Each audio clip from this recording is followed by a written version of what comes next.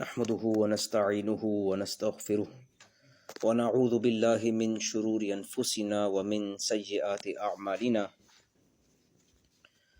أعوذ بالله من الشيطان الرجيم. بسم الله الرحمن الرحيم. يا أيها النبي اتق الله ولا تطع الكافرين والمنافقين إن الله كان عليما حكيما. واتبع ما يوحى إليك من ربك إن الله كان بما تعملون خبيرا. وتوكل على الله وكفى بالله وكيلا. ما جعل الله لرجل من قلبين في جوفه وما جعل أزواجكم اللائي تظاهرون منهن أمهاتكم وما جعل أدعياءكم أبناءكم ذلكم قولكم بأفواهكم والله يقول الحق وهو يهدي السبيل.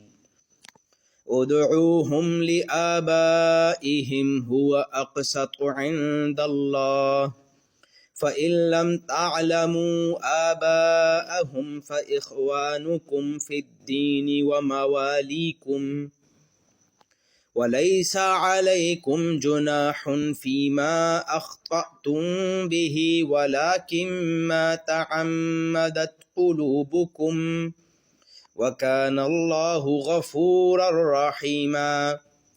النبي أولى بالمؤمنين من أنفسهم وأزواجه أمهاتهم وأولو الأرحام بعضهم أولى ببعض في كتاب الله من المؤمنين والمهاجرين إلا أن تفعلوا إلى أوليائكم معروفا كان ذلك في الكتاب مسطورا. صدق الله العظيم. رب اشرح لي صدری ویسر لی امری واحلل عقدۃ من لسانی یفقہوا قولی. آمین یا رب العالمین. سورۃ الاحزاب ہم پڑھ رہے ہیں اور پچھلی مرتبہ ہم نے غزوہ احزاب کی بات کی تھی. احزاب کہتے ہیں فوجوں کو، اس کا سنگولر ہوتا ہے حزب. اور اس سورت کے پڑھنے سے پہلے ہم نے یہ لفظ دیکھا تھا جو قرآن میں آیا، حزب اللہ حزب الشیطان. حزب کہتے ہیں گروپ، پارٹی، جماعت. حزب اللہ یعنی اللہ کے پارٹی، اللہ کے ساتھی. حزب الشیطان یعنی وہ گروپ جو شیطان کا کام کر رہا ہے. اسی کا پلورل ہے احزاب. تو اس لڑائی کو جنگ خندق کہتے ہیں ہم اردو میں مشہور، جو بیٹل آف ٹرنچز. تو اس کا نام جو قرآن میں ہے وہ غزوہ احزاب ہے. احزاب کیونکہ اس میں مختلف گروپس نے مل کے اسلام پہ حملہ کیا تھا، مدینہ پہ حملہ کیا تھا. ایک قریش کا گروپ تھا، ایک غطفان کا گروپ تھا، ایک یہودیوں کا گروپ تھا. اور یہ گروپس کیوں ہیں؟ کیونکہ ہر کسی کا مقصد ڈیفرنٹ ہے، ہر کسی کا انٹرسٹ الگ ہے. قریش کسی اور وجہ سے حملہ کر رہے ہیں، غطفان کا بالکل کوئی اور مقصد ہے، ان کا تو مقصد صرف پیسہ تھا. اور یہودیوں کا بالکل کوئی اور مقصد ہے، رسول اللہ صلی اللہ علیہ وسلم کی دشمنی کا. تو یہ مختلف احزاب مل کر حملہ آور ہوئے تھے، تو اسی لیے اسے غزوہ احزاب کہا جاتا ہے. پوری اللہ نے ایک سورت نازل فرمائی ہے، اس میں 9 رکوع ہیں. اس سورت کا نام سورہ احزاب ہے، لیکن 9 میں سے صرف 2 رکوع میں غزوے کا ذکر ہے، اس لڑائی کا ذکر ہے. باقی ٹاپکس الگ الگ ہیں. ایک چیز جو ان مختلف ٹاپکس کو کنیکٹ کرتی ہے وہ اس کا ٹائم پیریڈ ہے. اس میں جتنے موضوعات بیان ہوئے الگ الگ ایونٹس کی طرف اشارہ ہے، وہ سب 5 ہجری میں ہوئے تقریباً. وہ واقعات سب کے سب 5 ہجری کے ہیں. اس لحاظ سے جو ہم پڑھ رہے ہیں سیرت النبی صلی اللہ علیہ وسلم، تو یہ سورہ احزاب ہمارے لیے پڑھنا اس لیے ایک بہت افیکٹو چیز ہے اور ریلیونٹ چیز ہے کہ یہ ہم جس وقت کی بات کر رہے ہیں 5 ہجری، اس میں یہ نازل ہوئی. اور پچھلی مرتبہ ہم نے دیکھا تھا کہ ویسے تو رسول اللہ صلی اللہ علیہ وسلم کا سال بہت مصروف گزرتا تھا، خاص طور پہ ٹریول، ایک جگہ جا کر حملہ کرنا ہوتا تھا تو اس میں کئی دن جانے کے، کئی دن وہاں رکنے کے، کئی دن واپس آنے کے، تو آپ سمجھیں کہ ایک چھوٹا سا ٹرپ بھی 20-25 دن لے لیتا ہے، اور اگر دور جانا ہو تو وہ مہینے سے اوپر لے لیتا ہے، تو 12 ہی تو مہینے ہوتے ہیں سال کے۔ تو رسول اللہ صلی اللہ علیہ وسلم اور صحابہ نے مدینہ کے 10 سالوں میں 80 سے زیادہ جنگیں کی ہیں، 80 سے زیادہ اسکرمشز کی ہیں، اس میں بڑے بھی چھوٹے بھی، اور ان میں سے تقریباً آدھے میں رسول اللہ صلی اللہ علیہ وسلم خود گئے، یعنی تقریباً 40 میں گئے ہوں گے، اور باقیوں میں آپ صلی اللہ علیہ وسلم نے بھیجا۔ دونوں صورتوں میں آپ صلی اللہ علیہ وسلم مصروف رہتے ہیں، جب کسی کو بھیجا جاتا ہے وہ بھی ایک پریشانی اور ایک برڈن ہوتا ہے، اور خود جائیں تو مہینوں نکل جاتے ہیں۔ لیکن ایک تو 10واں سال 10 ہجری اور ایک یہ 5 ہجری ایسا ہے کہ جس میں رسول اللہ صلی اللہ علیہ وسلم نے مدینہ سے باہر سفر بہت کم کیا۔ 5 ہجری کے بارے میں یہ بات ہے کہ اس سال صرف ایک ہی سفر ہوا ہے، بلکہ وہ سفر بھی نہیں کہلائے گا، وہ یہ ہے کہ جو غزوہ احزاب ہوا ہے اس میں۔ اور بالکل شروع میں ہم نے بات کی تھی کہ آپ صلی اللہ علیہ وسلم نے ایک جگہ پر کچھ لوگوں پر حملہ کیا تھا اور آپ واپس آ گئے تھے، اس میں چند دن ہی لگے تھے۔ اس کے بعد یہ حملہ ہوا ہے۔ غزوہ احزاب میں بھی رسول اللہ صلی اللہ علیہ وسلم مدینہ نہیں چھوڑا، بلکہ مدینہ کی ہی باؤنڈری پر خندق کھودی، اور وہیں آپ صلی اللہ علیہ وسلم اور صحابہ اس کو ڈیفینڈ کرتے رہے۔ اس کے حوالے سے رکوع نمبر 2 اور 3 تقریباً ہم پورے پڑھ چکے تھے پچھلی بار۔ رکوع نمبر 3 کے آخری کی چند آیات ہم نے چھوڑی تھیں، کیونکہ اس میں بنو قریظہ کا پھر ذکر ہے، اور وہ آج ہم انشاءاللہ پڑھیں گے۔ یعنی جب وہ غزوہ ختم ہو گیا، مشرکین کی فوجیں سب چلی گئیں، اور پھر آپ صلی اللہ علیہ وسلم گھر تشریف لے آئے، تو پھر جبریل علیہ السلام آئے اور کہا کہ یہودیوں نے یہ جو سازش کی، ان کو ان کی سزا دینی ہے۔ لہٰذا پھر بنو قریظہ جو واحد یہودی قبیلہ رہ گیا تھا مدینہ میں، ان پر حملہ، ان کو گھیراؤ کیا گیا، انہوں نے سرنڈر کیا، ان کو سزا ملی۔ اس کا ذکر اللہ سبحانہ و تعالیٰ نے رکوع نمبر 3 کے آخری میں فرمایا ہے، جو آج ہم پڑھیں گے۔ لیکن کیونکہ ہم نے سورت کا پہلا رکوع نہیں پڑھا تھا، ویسے ہم اس کو انشاءاللہ رکوع بائی رکوع پڑھیں گے اس سورت کو، تو ہم آغاز کر رہے ہیں پہلے رکوع سے، اس کے بعد 2 اور 3 کا کچھ خلاصہ کر کے پھر وہاں آیات سے شروع کر لیں گے جہاں سے ہم نے بات کمپلیٹ کی تھی لاسٹ ٹائم۔ سورہ احزاب کا پہلا رکوع جنرل ہے، اور یہ اکثر قرآن حکیم میں ہوتا ہے کہ کسی بڑی بات کی ڈیٹیل میں جانے سے پہلے اس کا پورے سمری بیان ہو جاتی ہے، اور اس سے فائدہ یہ ہوتا ہے کہ کہیں ایسا نہ ہو کہ ڈیٹیلز میں کھو جائیں اور لرننگ آبجیکٹو یاد نہ رہے کہ یہ بتایا کیوں جا رہا ہے، یہ سب ہوا کیوں۔ تو اکثر و بیشتر قرآن حکیم کا یہ انداز ہے کہ کوئی بات شروع کرنے سے پہلے وہ پورا سمرائز کر دیا جاتا ہے۔ لہٰذا پہلے رکوع میں کچھ اہم باتیں ہیں جس سے پھر یہ پوری صورت آگے کنیکٹڈ ہے، اور اشارے ہیں۔ اعوذ باللہ من الشیطان الرجیم، بسم اللہ الرحمن الرحیم۔ یا ایہا النبی اتق اللہ، اے نبی صلی اللہ علیہ وسلم آپ اللہ کا تقوی اختیار کریں۔ ولا تطع الکافرین والمنافقین، اور مت بات اور کافروں اور منافقوں کی بات کو اہمیت نہ دیں۔ تطع کا مطلب ہوتا ہے اطاعت کرنا، کہنا، ماننا۔ اس کے اندر طوع کا معنی ہوتا ہے کوئی چیز خوشی سے کرنا۔ تو تطع کا 2 مطلب ہیں جو علماء نے بیان کیے، ایک بات ماننا، دوسری کسی بات کو ویلیو دینا۔ جب بھی بندہ بات مانتا ہے جب ویلیو دے۔ تو ولا تطع الکافرین والمنافقین، کافروں اور منافقوں کی بات نہ مانے، یہاں مراد یہ ہے ان کی باتوں کو امپورٹنس نہ دے۔ تو کیا بات ہے؟ یا ایہا النبی اتق اللہ ولا تطع الکافرین والمنافقین، اے نبی صلی اللہ علیہ وسلم آپ اللہ سے ڈریں اور کافروں اور منافقوں کی باتوں کو اہمیت نہ دیں۔ اب اس کا ایک بیک گراؤنڈ ہے کہ کیا ہو رہا تھا یہاں پر، اور قرآن کا ایک ٹون ہوتا ہے، اسی میں ہدایت ہوتی ہے۔ ان الفاظ کے پیچھے کوئی فیلنگز ہیں۔ رسول اللہ صلی اللہ علیہ وسلم کافروں اور منافقوں کی باتوں سے پریشان ہو رہے تھے، اور اس پریشانی کی وجہ سے آپ صلی اللہ علیہ وسلم جو فیصلے کرنا چاہ رہے تھے اس میں رکاوٹ آ رہی تھی، اور وہ واقعہ ہے حضرت زید رضی اللہ تعالی عنہ کا نکاح حضرت زینب رضی اللہ تعالی عنہ کے ساتھ۔ وہ واقعہ آگے تفصیل سے آ جائے گا۔ منافقین نے رسول اللہ صلی اللہ علیہ وسلم کی شادیاں، آپ کی گھر، آپ کی بیویاں، ان کے اوپر جو ہے طعنے اور اعتراض کرنا شروع کر دیے تھے۔ یہ ایک عام سی بات ہوتی ہے کسی انسان کو ڈی فیم کرنے کے لیے اس کے گھر کے اندر کے حالات اور ان کی باتوں کو پتہ کر کے پبلک کرنا، خاص طور پہ جو پبلک فگر ہو، جیسے کہ آپ صلی اللہ علیہ وسلم وہاں کے ہیڈ ہیں، لہٰذا جو آپ کے دشمن ہیں کافرین اور منافقین، وہ کوئی بھی بات انہیں مل جائے گی اسے اچھالیں گے۔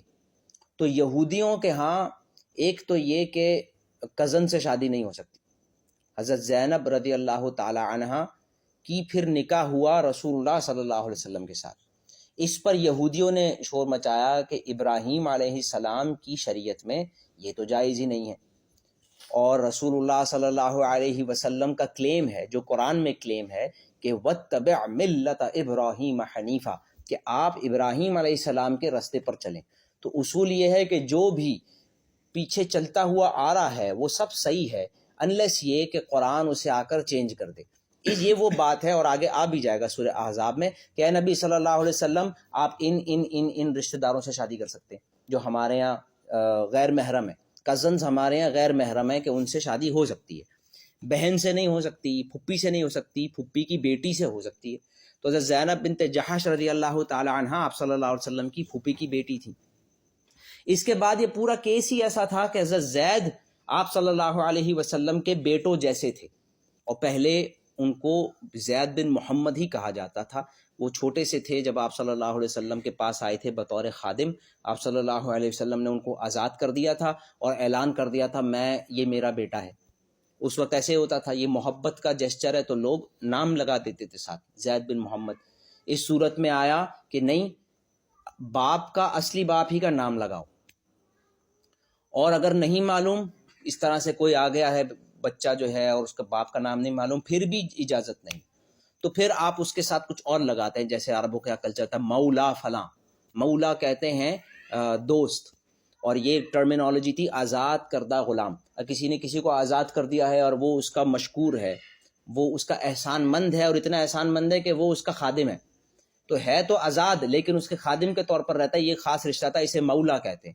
یعنی ان کے باپ کا نام نہیں پتا تو مولا کر کے کہتے ہیں یہ فلاں کا مولا ہے، یعنی اس نے اس کو آزاد کیا ہے، اس طرح کہہ سکتے ہیں، لیکن باپ کا نام نہیں لگا سکتے۔ اب حضرت زید عرب کے کلچر کے مطابق تو رسول اللہ صلی اللہ علیہ وسلم کے بیٹے سمجھے جا رہے تھے، اور یہ چلتی ہوئی آ رہی تھی روایت، یہ غلط روایت جو پیچھے سے چلتی ہوئی آ رہی ہے، اس کو اگر قرآن و حدیث کرٹیسائز کر دے، اس کا مطلب یہ والی غلط ہے، جس کو کرٹیسائز نہ کرے وہ صحیح ہے، وہ کلچرل چیز تھی۔ یہ چیز غلط چلتی ہوئی آ رہی تھی کہ منہ بولا بیٹا بھی بیٹا ہی ہوتا ہے۔ اب ایک اصول ہے شریعت کا کہ اگر بیٹا طلاق دے دے تو باپ جو ہے وہ اس سے شادی نہیں کر سکتا، ایون دو طلاق ہو چکی، وہ اس کی بہو تھی پہلے، اور اب طلاق ہو گئی تو بہو سے شادی نہیں ہو سکتی، یہ اس شریعت کا رول ہے۔ لیکن یہ ہو رہی ہے حقیقی بیٹے کی بات۔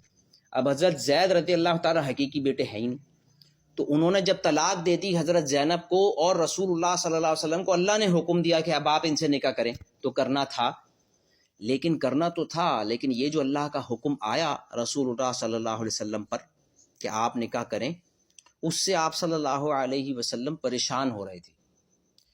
کرنا تو ہے، پریشان کس بات سے ہو رہے تھے کہ وہ کیا بولیں گے، وہ کیا بولیں گے، وہ کیا بولیں گے۔ ظاہر سی بات ہے، آدمی انسان ہی ہے، پروپاگنڈا سے پریشانی ہوتی ہے۔ آپ مجھے کچھ بولیں، اتنی تکلیف نہیں ہے، ہم تو لڑ لیتے ہیں آپس میں۔ جب آپ میرے گھر والوں کو کچھ بولیں، تو پھر بچوں کو کچھ بولیں، بیوی کو کچھ بولیں، تو وہ برداشت نہیں ہوتا مرد سے۔ اس بات کی پریشانی تھی۔ اب یہ ہے وہ اللہ سبحانہ و تعالیٰ کا حکم آپ صلی اللہ علیہ وسلم کے لیے، یا ایھا النبی اتق اللہ ولا تطع الکافرین والمنافقین، اے نبی صلی اللہ علیہ وسلم آپ اللہ کا تقوی اختیار کریں، کافروں اور منافقوں کی بات کو ویلیو نہ دیں۔ اب یہ تمام مسلمانوں کے لیے اللہ اور اس کے رسول کا حکم ہے، وہ کرنا ہے، اللہ کا خوف۔ اور جو لوگ اللہ کے حکم سے عمل کرنے پر آپ سے ناراض ہو رہے ہیں، چھوڑ دیں، ان کو کوئی ویلیو نہ دیں۔ ان اللہ کان علیما حکیما، بے شک اللہ تعالیٰ سب کچھ جاننے والا حکمت والا ہے۔ واتبع ما یوحی الیک من ربک، اور آپ پیروی کریں اس چیز کی جو وحی کی جا رہی ہے آپ کی طرف آپ کے رب کی طرف سے۔ ان اللہ کان بما تعملون خبیرا، بے شک اللہ تعالیٰ اے مسلمانوں جو کچھ بھی تم لوگ کرتے ہو اس سے باخبر ہے۔ یعنی آپ بس پیروی کریں اس کی جو نازل کیا گیا آپ پر آپ کے رب کی طرف سے، دین پر چلیں، باقی لوگوں کو چھوڑ دیں۔ وَتَوَكَّلْ عَلَى اللَّهِ وَكَفَى بِاللَّهِ وَكِيلًا، اور آپ اللہ پر توکل کریں، بے شک اللہ تعالیٰ کافی ہے بطور کارساز۔ اب یہ 3 آیات ہوئیں، ان تینوں آیات کا خطاب ہے رسول اللہ صلی اللہ علیہ وسلم سے۔ یہ سارے کام کس کو کرنے؟ رسول اللہ صلی اللہ علیہ وسلم، لیکن ہمیں بھی کرنے ہیں۔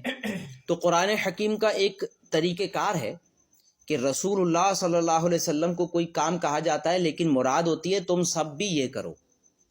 اسی طرح اس صورت میں ازواج مطہرات کو کچھ کام کرنے کو کہے جائیں گے، پردہ، گھر میں رہنا، اور اگر کوئی غیر محرم آئے گھر پر کچھ مانگنے کے لیے کسی کام سے تو حجاب ہونا چاہیے، اور اگر کوئی بات مجبوراً کرنی پڑ جائے کسی کام سے کسی سے تو آواز میں نرمی نہیں ہونی چاہیے، اور اپنے گھر میں رہو اور اللہ کے دین کو سیکھو۔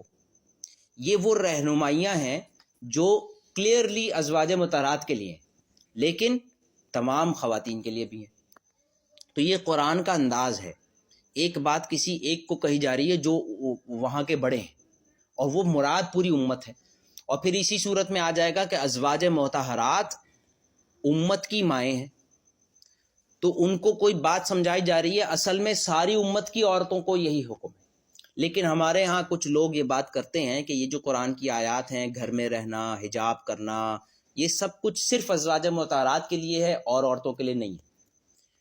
حالانکہ یہاں پر دیکھیں تو صرف نبی صلی اللہ علیہ وسلم سے خطاب ہے، یا ایھا النبی، اللہ کا تقوی اختیار کریں، اللہ پر توکل کریں، اور جو کچھ آپ کو کہا جا رہا ہے نازل ہو رہا ہے اس پر عمل کریں، اللہ پر توکل کریں، اللہ آپ کے لیے کافی ہے۔ ظاہر سی بات ہے کہ ہر مسلمان کو کرنا ہے، لیکن خطاب صرف نبی صلی اللہ علیہ وسلم کے لیے۔ تو یہ جو سورہ احزاب کی 3 آیات ہیں یہ ایکسپلین کر رہا ہے آگے جو ازواج مطہرات کے لیے خطاب آئے گا، تاکہ ہم بھی کہیں یہ نہ سمجھیں کہ یہ خواتین کے لیے نہیں ہے، صرف ان کے لیے ہے۔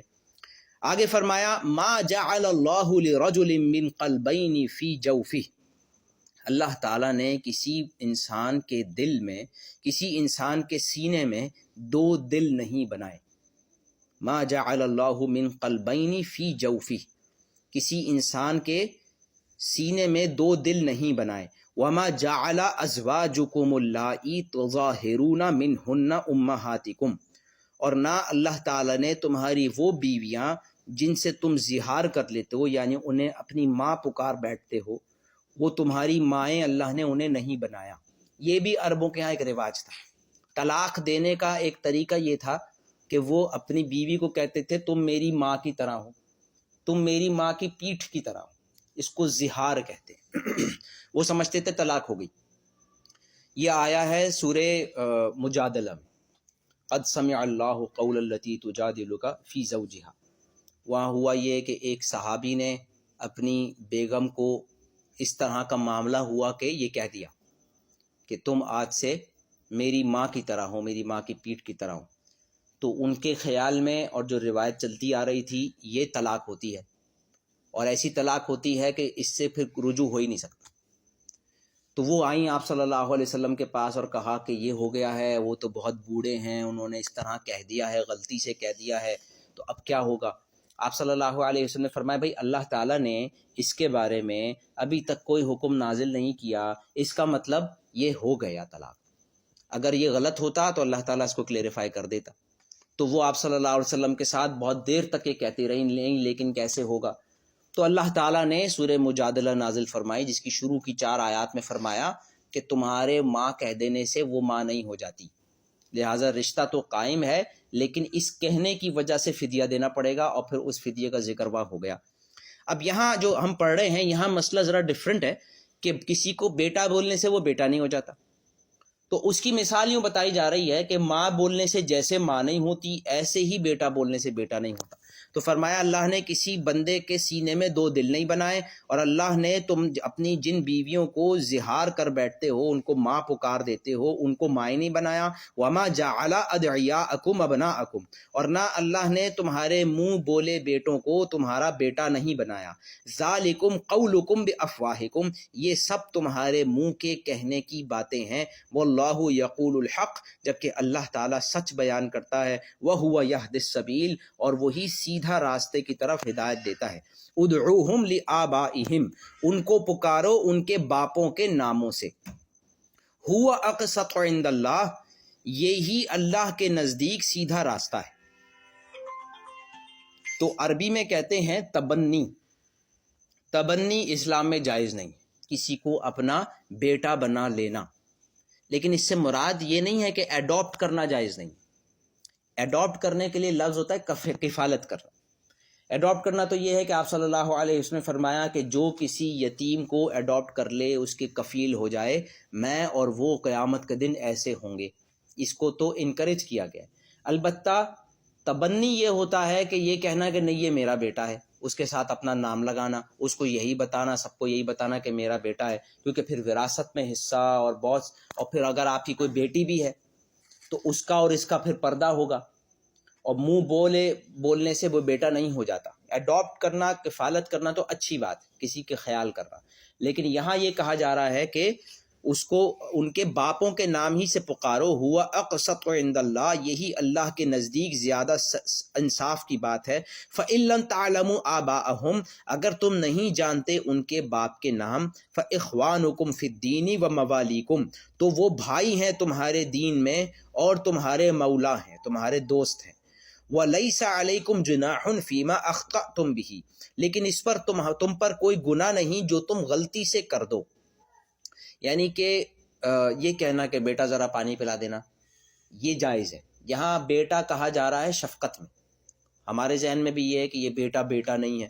اگر بیٹا ہو جاتا ہے تو پھر بہت ساری امپلیکیشنز ہوتی ہیں. اس کی وراثت میں بھی حصہ ہو گیا، بہن کا محرم بھی ہو گیا، بہت کچھ ہو گیا. وہ جائز نہیں ہے، وہ نہیں ہو سکتا. لیس علیکم جناح فیما اخطأتم به، تم پر کوئی گناہ نہیں ان باتوں میں جو تم غلطی سے کہہ دو. ولکن ما تعمدت قلوبکم، ہاں اس پر مواخذہ ہے، پکڑ ہے جو تم جان بوجھ کر انٹینشنلی کرو، کسی کو بیٹا بناؤ. وکان اللہ غفور الرحیم، بے شک اللہ تعالیٰ بہت بخشنے والا، رحم کرنے والا ہے. النبی اولی بالمؤمنین من انفسہم وازواجہ امہاتہم. سورہ احزاب میں بہت سی آیات ہیں جو بہت مشہور ہیں اور سب کو اس کے بارے میں ہم نے جو ہے اکثر سنا ہوا ہے. اس میں سے یہ آیت بھی ہے، النبی اولا بالمؤمنین. اولا جو ہے نا یہ اس طرح ہے جس کو آپ کہیں گے ٹاپ پرائیورٹی. اولا یعنی نمبر 1. النبی اولا بالمؤمنین من انفسہم، مومنین کے لیے ان کی اپنی جانوں میں، ان کی اپنی جانوں سے، یعنی جانوں سے بھی بہتر. نبی صلی اللہ علیہ وسلم کی ترجیح، پرائیورٹی مومنین کے لیے ان کی جانوں سے بڑھ کر. النبی اولا بالمؤمنین من انفسہم، اس کا ایک مطلب تو یہ ہے کہ رسول اللہ صلی اللہ علیہ وسلم مومنین کے لیے جان سے بڑھ کر ہیں. دوسرا مطلب یہ ہے کہ نبی صلی اللہ علیہ وسلم الحمدللہ نبی صلی اللہ علیہ وسلم کا اختیار مومنین کی جانوں میں، مومنین کے لیے جانوں پہ زیادہ ہے. یعنی یہ میری جان ہے، میرا اس پہ اختیار ہے، میں جو چاہوں کروں. لیکن نبی صلی اللہ علیہ وسلم کا اختیار میری جان پر مجھ سے بھی زیادہ ہے، وہ جو چاہیں حکم دیں. اب یہاں کیا ہے کہ حضرت زید رضی اللہ تعالیٰ عنہ کو فرمایا کہ بھائی زینب سے شادی کر لو. حضرت زید بھی راضی نہیں تھے، حضرت زینب بھی راضی نہیں تھیں شروع میں. لیکن اللہ کی طرف سے حکم آیا، بھائی جب نبی کہہ رہے ہیں، نبی کی پرائیورٹی، نبی کی ترجیح، ان کی بات کو ہمیں ویلیو دینی چاہیے اپنی بات سے زیادہ. النبی اولا بالمؤمنین من انفسہم، یہاں یہ ہے کہ نبی مومنین کے لیے جان سے بڑھ کر ہے. رسول اللہ صلی اللہ علیہ وسلم نے اس بات کو بہت واضح فرما دیا لا يحب احدکم حتی اکون احب الیہ من والدہ وولدہ والناس اجمعین۔ صحیح بخاری کی روایت ہے کہ آپ صلی اللہ علیہ وسلم نے فرمایا کہ تم میں سے کوئی شخص مومن نہیں ہو سکتا جب تک میں اسے زیادہ محبوب نہ ہو جاؤں، اس کے باپ سے، اس کی اولاد سے اور تمام انسانوں سے بڑھ کر۔ تو رسول اللہ صلی اللہ علیہ وسلم سے محبت ہونا ایمان کی نشانی۔ النبی اولا بالمؤمنین من انفسہم وازواجہ امہاتہم، اور ان کی بیویاں آپ صلی اللہ علیہ وسلم کی ازواج امہاتہم مومنین کی مائیں ہیں۔ لیکن اب جیسے ماں تو محرم ہوتی ہے، ماں سے کوئی پردہ نہیں ہوتا، تو آگے بتایا جا رہا ہے کہ یہ وہ والی ماں مراد نہیں ہے، جیسے اوپر بتایا نا کہ کسی کی دو مائیں نہیں ہیں، ہر کسی کی ایک ایک ماں ہے، تو پھر یہ کون سی ماں ہے؟ اس کو آپ کہیں گے روحانی ماں۔ اللہ نے لفظ وہی استعمال فرمایا وَأَزْوَاجُهُ أُمَّهَاتُهُمْ، نبی کی بیویاں ان کی مائیں ہیں، لیکن اوپر ہی بتا دیا کہ کسی انسان کی دو مائیں نہیں ہو سکتی، لہٰذا ایک فرق رہے گا، پردہ رہے گا۔ اور یہ کہ جو باقی ایک اصل ماں کے جیسے ان کے اور بچے ہیں تو وہ آپ کے بہن بھائی ہو گئے تو ان کے ساتھ پردہ نہیں ہے، پھر وراثت کے احکامات اور سب جاری ہوتے ہیں اگر کوئی ماں ہو، وہ ماں مراد نہیں۔ اسی طرح رسول اللہ صلی اللہ علیہ وسلم سارے امتیوں کے والد ہوئے، لیکن کون سے والد؟ جس کو ہم کہیں گے روحانی والد۔ اور ازواج جو ہیں آپ صلی اللہ علیہ وسلم کی وہ روحانی مائیں ہیں۔ اسی لیے بعض علماء اس طرح بیان کرتے ہیں امی خدیجہ، اماں عائشہ رضی اللہ تعالی عنہما، اور یہ کیا ہے؟ تاکہ ہمیں یہ بات یاد رہے کہ اللہ تعالیٰ نے کہا ہے کہ وہ مائیں۔ اور دوسری بات یہ ہے کہ بیٹیوں کی تربیت مائیں کرتی ہیں، بیٹوں کی تربیت باپ کرتا ہے، یہ ایک اصول ہے جو ہمیں پتہ ہے۔ اچھا ساری نہیں، بہت ساری باتیں ہیں جو بیٹی کو باپ سکھاتا ہے، لیکن کچھ باتیں ایسی ہیں جو باپ سکھا ہی نہیں سکتا، وہاں ماں کا رول بہت امپورٹنٹ ہو جاتا ہے۔ بالکل اسی طرح رسول اللہ صلی اللہ علیہ وسلم اسوہ حسنہ ہے، یہ بات آگے آ رہی ہے، ہم پڑھ چکے پہلے، پوری امت کے لیے، اس میں عورتیں بھی ہیں مرد بھی ہیں، لیکن عورتوں کی کچھ چیزیں ایسی ہوں گی جن کے لیے ان کو ایک فیمیل اسوہ چاہیے۔ جیسے باپ ایک حد تک گائیڈنس کر سکتا ہے، بہت ساری ایسی باتیں ہوں گی جس کے لیے ماں چاہیے، اور یہی وہ صورت ہے کہ جس میں امت کی خواتین کے لیے بڑے اہم احکامات آ رہے ہیں جو خواتین کے لیے ہیں خاص۔ اب ظاہر سی بات ہے کہ وہ رسول اللہ صلی اللہ علیہ وسلم کر کے دکھا نہیں سکتے، جیسے گھر میں رہنے کی تاکید ہے، آواز کو کس طرح کنٹرول کرنا ہے، حجاب کو کیسے استعمال کرنا ہے، یہ بات آپ صلی اللہ علیہ وسلم نہیں سکھا سکتے۔ اور اسوہ کہتے ہیں وہ چیز جو کر کے دکھائی جائے تاکہ آپ فالو کر سکیں۔ تو یہ جو گیپ رہ جاتا ہے اسوہ حسنہ میں، کیونکہ اسی صورت میں یہ بات آئی کہ رسول اللہ صلی اللہ علیہ وسلم اسوہ حسنہ ہے، اسی صورت میں وہ جو گیپ تھا وہ بھی فل کر لیا گیا، یہ بتا کر وَأَزْوَاجُهُ أُمَّهَاتُهُمْ، تاکہ آگے ازواج مطہرات سے خطاب کر کے جب اللہ تعالیٰ انہیں اسپیشل احکامات دیں تو بعد میں کوئی یہ نہ کہے کہ یہ عورتوں کے لیے نہیں ہے، صرف ان کے لیے تھا۔ اور یہ آج لوگ کہہ رہے ہیں اور اس سے ایک چور دروازہ نکلتا ہے، لہٰذا یہ بہت خاص مطلب ہے وَأَزْوَاجُهُ أُمَّهَاتُهُمْ، ماں کے رسپیکٹ کرنی ہے، اسی طرح ازواج مطہرات ہماری مائیں ہیں۔ لیکن ایک بہت اہم بات، ماں کا بیٹی کی تربیت میں رول، وہ رول جو ہے وہ ازواج مطہرات، اور الحمدللہ اسی لیے امت میں ازواج مطہرات کی جو زندگی ہے، امہات المؤمنین کی زندگی، وہ سیو ہے، اور وہ اسی لیے ہے، اور ہمیں بھی چاہیے کہ ہم اپنی بیٹیوں کو، اپنی بیگمات کو ازواج مطہرات سے متعارف کروائیں، ان کی زندگیوں کے بارے میں۔ اور رسول اللہ صلی اللہ علیہ وسلم نے فرما دیا کہ بہترین خواتین کون ہیں، جیسے بہترین مرد انبیاء ہیں، انبیاء میں رسول اللہ صلی اللہ علیہ وسلم، غیر انبیاء میں حضرت صدیق اکبر، تو مردوں کو بتا دیا کیا کرنا ہے۔ اسی طرح خواتین کے لیے بھی اللہ تعالیٰ نے قرآن میں حضرت مریم کے بارے میں بتا دیا وَأُمُّهُ صِدِّيقَةٌ، اللہ نے چن لیا مریم سلام علیہا کو، تو وہ ہیں۔ ان کے بعد عاسیہ رضی اللہ سلام علیہا کا ذکر ہے، فرعون کی جو بیوی تھی۔ اس کے بعد حضرت فاطمہ ہیں، حضرت عائشہ ہیں، حضرت خدیجہ ہیں رضی اللہ تعالی عنہ، مختلف روایات میں آپ صلی اللہ علیہ وسلم نے ان کے نام لیے، یہ بہترین خواتین ہیں۔ اب یہ دیکھنا چاہیے کہ کس چیز کی وجہ سے ان کو ریوارڈ ملا، وہی چیز کرنی ہے خواتین۔ یہ کیا کرتی تھی؟ یہ سب گھریلو خواتین، یہ سب گھر میں رہیں، ان سب نے اپنے شوہر کے دینی کاموں میں ان کی مدد کی۔ حضرت فاطمہ رضی اللہ تعالی عنہ کی اولاد بھی تھی، ان کو دیکھا جائے ان کی لائف کیا تھی، آپ صلی اللہ علیہ وسلم کی لخت جگر، ان کو رسول اللہ صلی اللہ علیہ وسلم نے کیا دیا، کیا سکھایا، کیا بنایا، یہ ہے کامیابی کا ذریعہ۔ تو آج اگر کوئی خاتون کہتی ہے بھئی ہم گھر میں رہیں گے، ہم روٹیاں بنائیں گے، ہم بچے پالیں گے، یہ کوئی بیکار کام، تو اگر یہ کوئی بیکار کام ہوتا تو سب سے اونچے درجے ان لوگوں کے نہ ہو۔ یہ ہے وہ بڑی اہم بات کہ یہاں اللہ تعالیٰ نے ازواجہ امہاتہم سے جو بیان فرمایا، وَأُولُو الْأَرْحَامِ بَعْضُهُمْ أَوْلَىٰ بِبَعْضٍ فِي كِتَابِ اللَّهِ مِنَ الْمُؤْمِنِينَ وَالْمُهَاجِرِينَ إِلَّا أَن تَفْعَلُوا إِلَىٰ أَوْلِيَائِكُمْ مَعْرُوفًا كَانَ ذَٰلِكَ فِي الْكِتَابِ مَسْطُورًا۔ جہاں اللہ تعالیٰ نے یہ فرمایا کہ نبی کی بیویاں امت کی مائیں ہیں، آگے فرمایا کہ جو رحمی رشتے ہیں وہ ایک دوسرے سے زیادہ قریب ہیں فی کتاب اللہ، اللہ کی شریعت میں، من المؤمنین والمہاجرین، مومنین اور مہاجرین سے بڑھ کر۔ یعنی وہی بات ہے کہ ہم کہیں سارے مومن آپس میں بھائی بھائی ہیں، لیکن جو میرا حقیقی بھائی ہے وراثت سے اسی کو ملے گی، تو الاقرب فالاقرب، اس کا اختیار، اس کا جو ہے اس پر حق زیادہ ہوگا۔ یہ بتایا جا رہا ہے مومنین و مہاجرین سے بڑھ کر رحمی جو رشتے ہیں وہ زیادہ قریب ہیں۔ الا ان تفعلوا الى اولیاءکم معروفا، سوائے یہ کہ تم اپنے دوستوں کے ساتھ کچھ خیر کر دو۔ یعنی مرنے کے بعد وراثت کس میں ڈیوائیڈ ہوگی یہ ڈیسائیڈڈ ہے، کوئی منہ بولنے سے بیٹا نہیں ہو جاتا، ماں نہیں ہو جاتی، بھائی نہیں ہو جاتا۔ ہاں لیکن زندگی میں کوئی جس کو دینا چاہے کہ بھائی میں اپنے یہ جائیداد فلاں اپنے دوست کو دیتا ہوں، تو اس پہ کوئی مسئلہ نہیں۔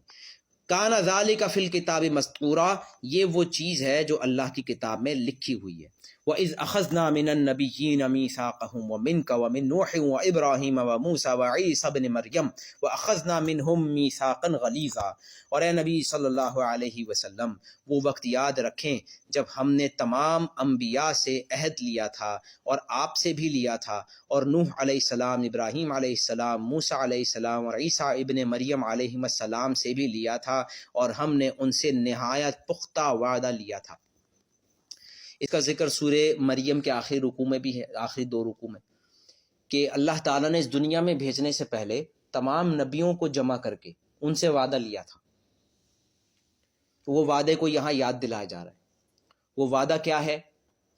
کہ آپ کے پاس آئے گی میری وحی، آپ نے اس پر عمل کرنا ہے اور لوگوں سے نہیں ڈرنا، اور میرا پیغام لوگوں تک پہنچانا ہے، اور اس طرح کے اور بھی احکامات ہیں جو آپ صلی اللہ علیہ وسلم سے پہلے والے نبی تھے ان کے عہد میں یہ بھی شامل تھا کہ آپ نے آپ کے بعد والے نبیوں کی مدد بھی کرنی ہے۔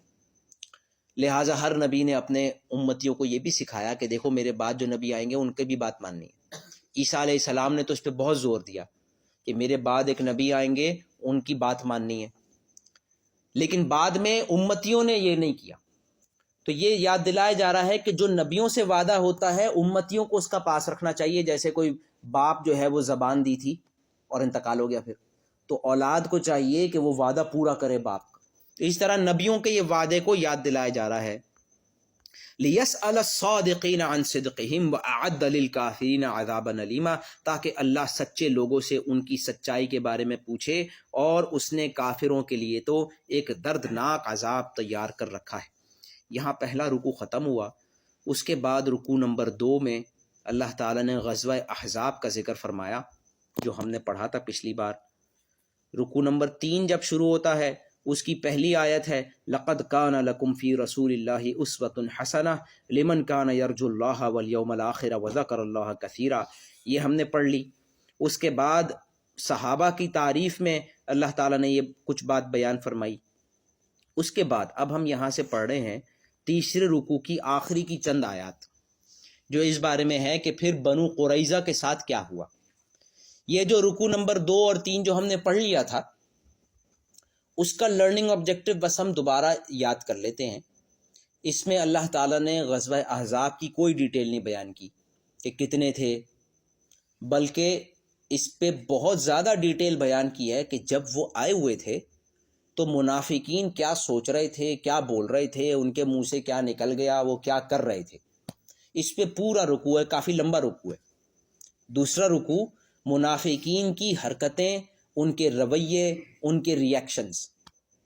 اور تیسرے رکوع میں مومنین کے رویے، مومنین کے اعمال، مومنین کے ریاکشنز. اور الفاظ بھی ایسے استعمال کیے ہیں کہ کمپیریٹیو ہو جائے. جیسے منافقین کے بارے میں جو سب سے اس میں امپورٹنٹ ہے، جو ہائی لائٹ کی گئی ہے بات، کہ جب منافقین نے لشکروں کو دیکھا دشمن کے، انہوں نے کہا اللہ اور اس کے رسول نے ہم سے جھوٹے وعدے کیے تھے. جب صحابہ کے بارے میں فرمایا جب مومنین نے دیکھا لشکروں کو تو انہوں نے کہا تھا کہ بالکل سچا وعدے کیے تھے اللہ اور اس کے رسول نے ہم سے. وصدق اللہ ورسولہ، اسی کا تو وعدہ کیا تھا اور سچ کہا تھا.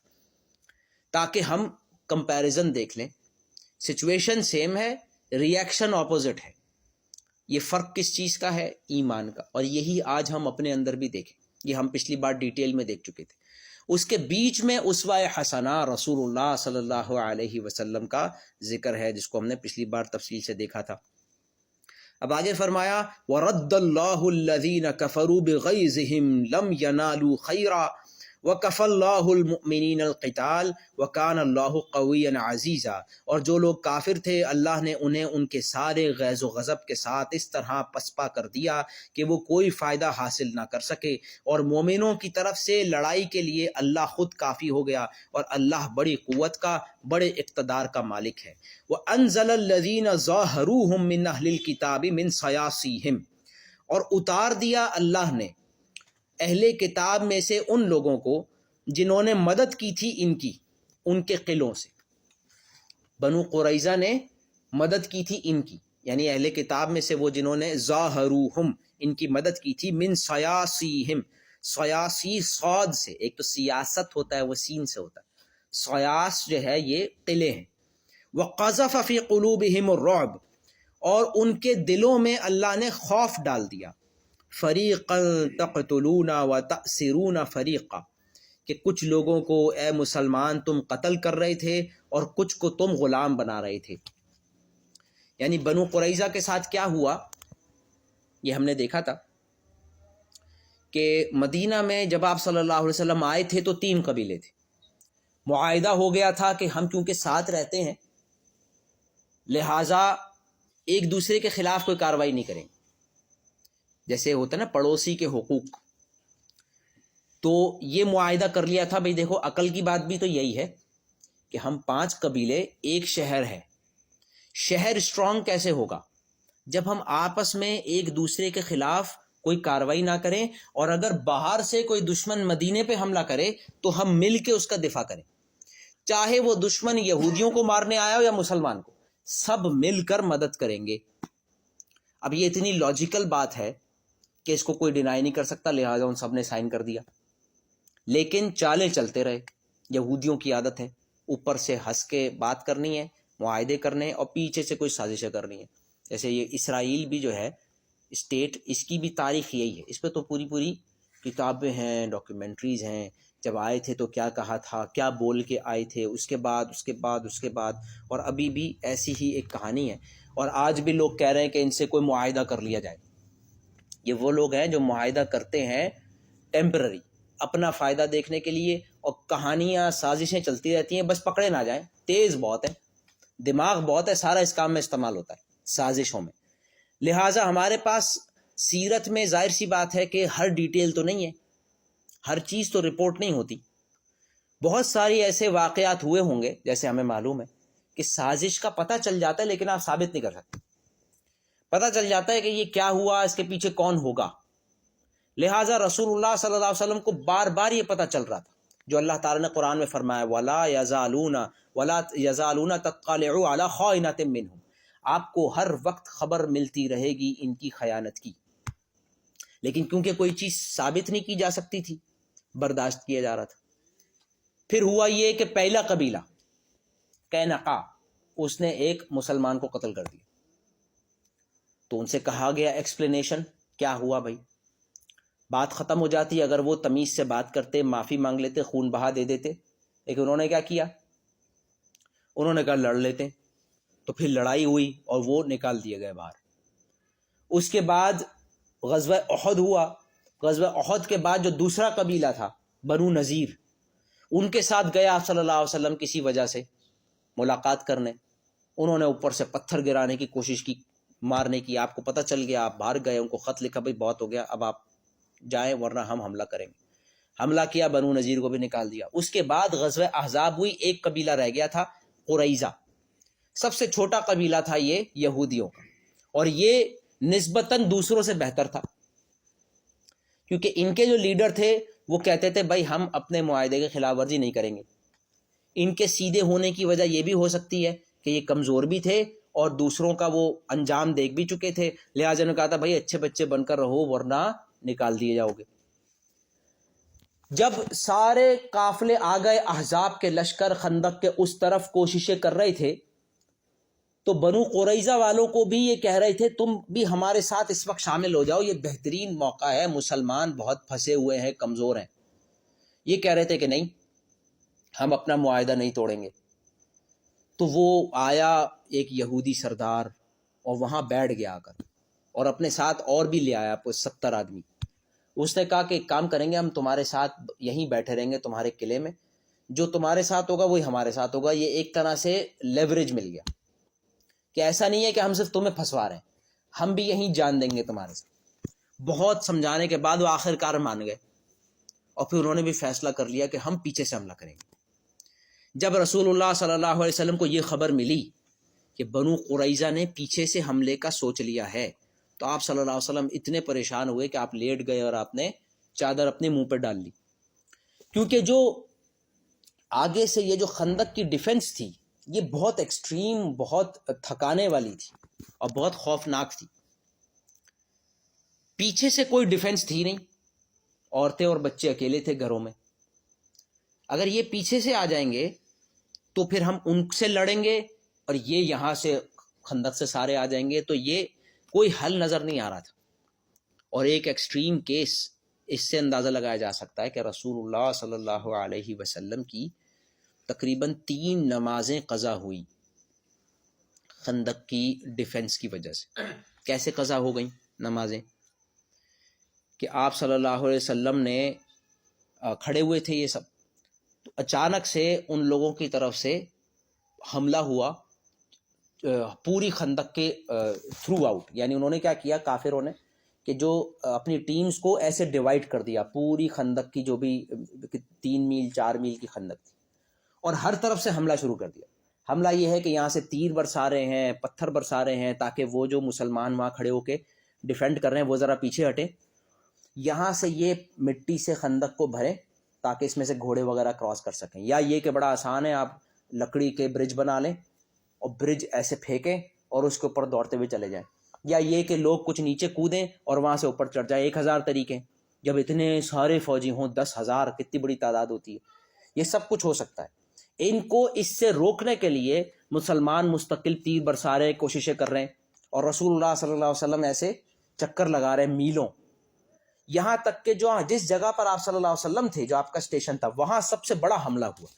تو اتنی زیادہ انگیجمنٹ ہوئی، انہوں نے حملہ کیا ہے زوال سے پہلے، ظہر کا ٹائم شروع ہونے سے پہلے، اور وہ حملہ مستقل کرتے رہے، سورج غروب بھی ہو گیا، مغرب بھی نکل گئی۔ جب آخرکار وہ تھک گئے اور نہیں کراس کر سکے، پھر وہ پیچھے ہٹے۔ حضرت عمر رضی اللہ تعالیٰ عنہ آپ صلی اللہ علیہ وسلم کے پاس آئے دوڑتے ہوئے کہ میں تو نماز ہی نہیں پڑھ سکا۔ تو آپ صلی اللہ علیہ وسلم نے فرمایا ہم بھی نہیں پڑھ سکے۔ تو آپ نے فرمایا ہلاک ہو جائیں ایسے لوگ کہ جنہوں نے ہماری نماز قضا کروا دی۔ پھر آپ صلی اللہ علیہ وسلم نے حضرت بلال رضی اللہ تعالیٰ عنہ کو فرمایا، تو پھر انہوں نے جو ہے وہ اذان کی، اس کے بعد ایک ایک کر کے پہلے ظہر پڑھی، قضا پڑھی آپ صلی اللہ علیہ وسلم نے، پھر عصر پڑھی، پھر مغرب پڑھی، پھر عشاء پڑھی، 4 نمازیں قضا ہوئی ہیں۔ اتنا انٹینس یہ معاملہ ہے جبکہ صحابہ نے پیٹوں پہ پتھر باندھے ہوئے ہیں، اور یہ کہ کوئی ریسورسز کی کمی ہے، یعنی تیر بھی ایک ختم ہو جائیں گے ایک ٹائم پر آ کر۔ حضرت سعد بن معاذ رضی اللہ تعالیٰ عنہ کو ایک تیر لگا ہے ہاتھ پہ، اور وہ بہت امپورٹنٹ جو یہاں رگ ہوتی ہے ہاتھ کی وہ کٹ گئی، تو ان کو جو ہے باندھ دیا اور ان کو لے گئے پیچھے بستر پہ، اور اب وہ ایسا لگ رہا تھا کہ شاید سروائیو نہیں کر پائیں گے۔ سعد بن معاذ رضی اللہ تعالیٰ نے اللہ تعالیٰ سے دعا کی تھی کیونکہ بنو قریظہ جو ہے یہودی قبیلہ، یہ حضرت سعد بن معاذ کے حلیف تھے، ان کے پارٹنرز تھے دور جاہلیت میں، اور اب جو ہے انہوں نے ہی یہ پیٹھ پہ خنجر گھونپنے کا جو ہے کام کیا ہے۔ تو سعد بن معاذ رضی اللہ تعالیٰ نے اللہ سے دعا کی کہ اے اللہ مجھے اس وقت تک زندہ رکھ جب تک میں ان کا انجام نہ دیکھ لوں اور یا ان سے بدلہ نہ لے لوں۔ بہرحال یہ انٹینس سچویشن ہے، ابھی بھی وہ گئے نہیں، یہ ایک حملہ ہوا ہے، ایک دن گزرا ہے جس میں نمازیں پڑھنے کی فرصت نہیں مل پائی۔ اس وقت علماء کہتے ہیں کہ صلاۃ الخوف کا طریقہ بھی نہیں آیا تھا، بعد میں اللہ نے اور آسان کر دیا کہ کھڑے کھڑے اور جو ہے میدان جنگ میں، اور اسی طرح نماز، اس سے نماز کی امپورٹنس بھی پتہ چل رہی ہے کہ آپ صلی اللہ علیہ وسلم کو غم یہ نماز نہیں پڑھ پائے۔ پھر اللہ نے صلاۃ الخوف کا طریقہ بتایا کہ کس طرح کھڑے کھڑے اور پھر بھی نماز پڑھی جا سکتے، وہ بعد میں صلح حدیبیہ کے وقت کہا جاتا ہے کہ وہ طریقہ سورہ نساء میں نازل ہوا۔ اب جب یہ آیا کہ یہ بھی حملہ کر رہے پیچھے سے، تو پھر اس کا اب تو کوئی حل ہی نہیں تھا۔ یہ پریشر تھا کہ جو مسلمانوں کی آزمائش ہوئی، لیکن پھر آپ صلی اللہ علیہ وسلم نے چادر ہٹائی اور فرمایا کہ اللہ کی طرف سے مدد کی بشارت آ گئی ہے، اور پھر ہوائیں چلی ہے، وہ سب تو بھاگ گئے۔ ابھی یہ بنو قریظہ والے سوچ ہی رہے تھے حملہ کرنے کا کہ وہ سارے بھاگ گئے۔ آپ صلی اللہ علیہ وسلم گھر پہنچے ہیں، جبریل علیہ السلام نے کہا کہ ہم نے ابھی تک، فرشتوں نے تو ہتھیار نہیں اتارے۔ پھر جو ہے ان کا محاصرہ کیا ہے تو وہ ڈر گئے بہت زیادہ، کیونکہ اس کی سزا بڑی سخت ہونے والی ہے۔ تو اللہ نے ان کے دلوں میں خوف ڈال دیا، انہوں نے ہتھیار ڈال دیے، لیکن وہ رو رہے تھے، عورتیں بچے آ گئے اور بھیک مانگنے کے لیے، رحم کی بھیک۔ تو آپ صلی اللہ علیہ وسلم نے فرمایا کہ تمہارے حلیف سعد بن معاذ اگر فیصلہ کر لیں کہ تمہارے ساتھ کیا ہونا چاہیے، انہوں نے کہا ہاں یہ ہمیں منظور ہے۔ ان کو یہ لگ رہا تھا کہ وہ کیونکہ ہمارے دوست رہ چکے ہیں پہلے، تو ذرا نرم فیصلہ کریں گے۔ تو آپ صلی اللہ علیہ وسلم نے ان کو بلوایا، تو وہ بیمار اتنے تھے کہ چل بھی نہیں سکتے، تو ان کو اس طرح سے کسی کھچر پہ، جانور پہ، گھوڑے پہ رکھ کر ان کے اسٹریچر کو یا بستر کو اس طرح لایا گیا، اس طرح اتارا گیا اور وہاں پر لایا گیا بنو قریظہ کے پاس۔ وہ پہنچے ہیں تو ان کے قدموں پہ گر گئے بنو قریظہ کی عورتیں، بچے، بوڑھے، اور کہا کہ ہم پہ رحم کرو، ہم پہ رحم کرو۔ تو سعد بن معاذ رضی اللہ تعالیٰ نے فرمایا کہ اب وقت آ گیا ہے کہ سعد بن معاذ اپنے اصلی دوست اور اصلی دشمن پہچان لے۔ تو اس پر اشارہ کیا جب صحابہ نے کہا، کبھی آپ صلی اللہ علیہ وسلم نے کہا کہ آپ فیصلہ کریں ان کے بارے میں۔ اب یہ بہت بڑی بات ہے کہ بھئی میں کروں فیصلہ، تو فرمایا کہ کیا میرا فیصلہ نبی صلی اللہ علیہ وسلم کو منظور ہوگا؟ تو آپ صلی اللہ علیہ وسلم نے فرمایا ہاں۔ سعد بن معاذ نے فرمایا کہ تم نے غداری کی ہے، پیس، امن کا معاہدہ کر کے بدترین موقع پر توڑا ہے، اس کی سزا تورات میں جو ہے وہی میں تمہیں دیتا ہوں۔ تورات میں غداری کی سزا ہے کسی قوم کے لیے کہ ان کے تمام جوانوں کو قتل کر دیا جائے، تمام بوڑھوں، بچوں، عورتوں کو غلام بنا لیا جائے، اور ان کی ساری پراپرٹی کو جو ہے وہ قبضہ کر لیا جائے۔